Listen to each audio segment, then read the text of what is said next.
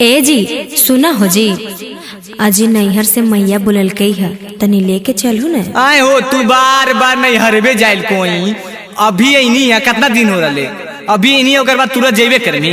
नए जी भैया के सदिया न तय हो गई, हाँ लड़किया देखा देखी होवे के है तो नहीं जेबो।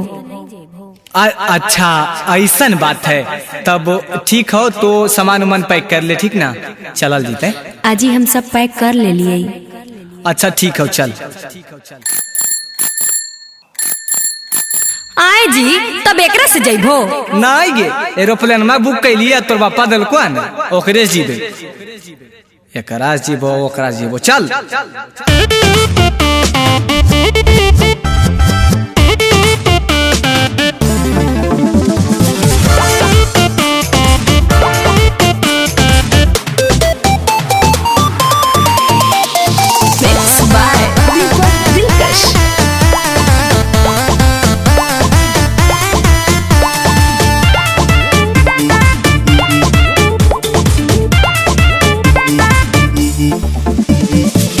खबर हो कुपिया ठीक से चला हो जी, चोट बड़ी लगो हो ढेर नहीं उछला हो जी।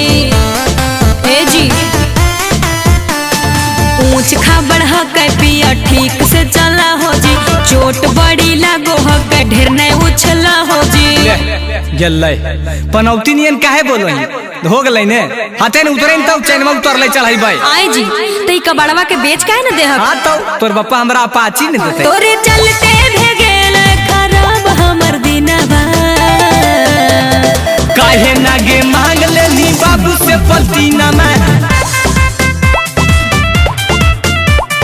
काहे नागे मांग लेनी बाबू से पलटीना में। ए जी तोरा पास पैसा ना हवा खरीदे के।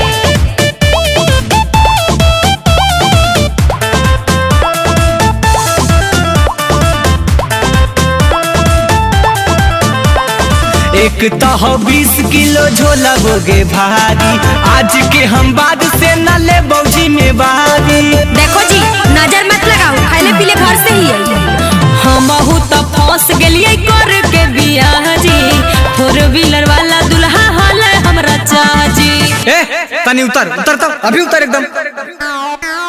फोर व्हीलर हमरा दिल बैठी हल तो हम फोर व्हीलर वाला नहीं हो जीती हल। ए जी धूप हाकाई बड़ी जी चलो होई पसीना में, काहे नागे मांग लेनी बाबू से पलटीना में,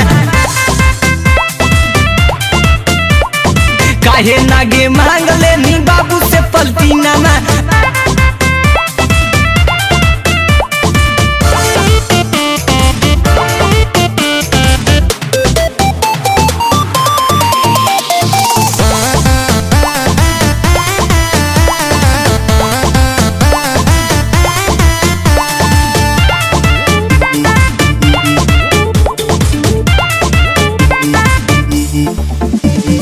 एक त मोटा गेली चलै नहीं साइकिलावा, थक गेलै देह न मारा ह पंडिलावा। लागल है पियास देखो मुंह गेल सुख जी, गाड़ी हम कहलियो कि कर ले हो भूख जी। पैसवा के देतो तोर बप्पा। देखो जी हमार बप्पा के बीचा में मत लाहू। तो साइकिलवा दिलका ऊ तो लइयो के करा। अरे बीके अमित पिया होगो है कठिनवा, काहे नागे मांग लेनी बाबू से पलटीना में, काहे नागे मांग लेनी बाबू से पलटीना में। आगे मेहमान आ गेलखिन, मेहमान गे मेहमान आइलखिन गे, मेहमान आइलखिन, दीदी भी अइले गे।